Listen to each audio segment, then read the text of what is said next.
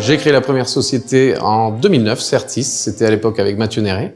À cette époque-là, c'était les lancements donc, de Privalis Gestion Privée et Privalis Conseil. En 2012, nous avons créé Privalis Conseil pour développer l'investissement immobilier.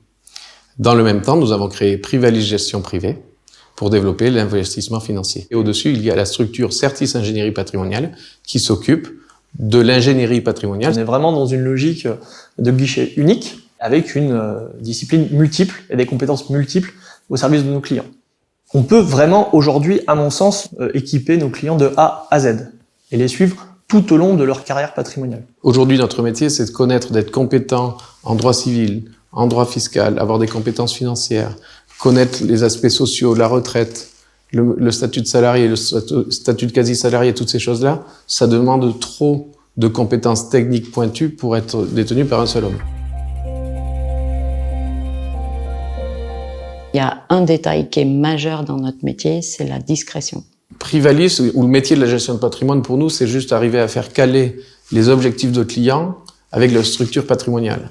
C'est-à-dire réaliser leurs objectifs avec leurs moyens et les amener où ils souhaitent aller, pas là où on veut qu'ils aillent, c'est là où ils souhaitent aller. C'est des gens qui ne pensent pas pouvoir investir aujourd'hui parce qu'on leur a souvent dit que c'était pas pour eux, qui restaient dans un domaine bancaire et aujourd'hui ils peuvent faire autre chose en gestion de patrimoine. On fait vraiment du sur-mesure. Les familles recomposées, je dirais qu'aujourd'hui c'est presque un client sur deux, un foyer sur deux, et avec des problématiques effectivement qui sont bien différentes.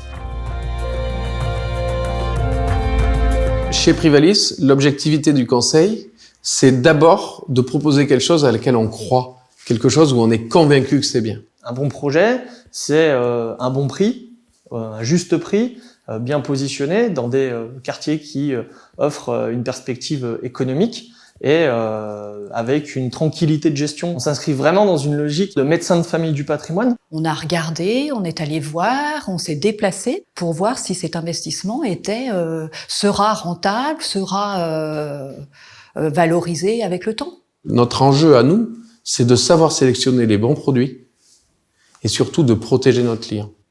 Avec une difficulté de plus en plus grande entre choisir des produits qui sont de qualité et des produits qui peuvent être un peu des junk bonds. Pour demain, ce qui sera extrêmement important, c'est d'être toujours tourné vers le client et toujours de se remettre sans cesse en question. Et notamment de lui reposer chaque année, ou tous les 2 ans, des questions et surtout de ne jamais arrêter en croyant connaître son client. Non, son client, au bout de 2 ans, au bout de 3 ans, ses objectifs ont changé. Il faut se reposer les questions et le revoir comme un client vierge.